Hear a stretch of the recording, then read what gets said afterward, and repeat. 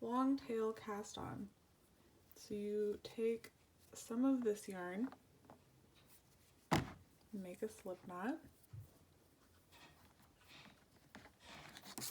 put it on your needle, and then the tail you have out to the side, and your live yarn you have on this side. You bring it down and separate it out, and then you're going to get this lower yarn, bring this back yarn through.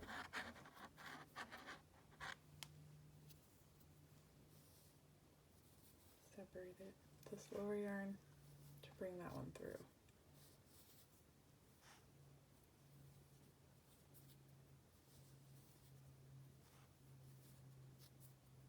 It can be faster than some other ways of casting on, and for casting on multiple needles it can be easier. For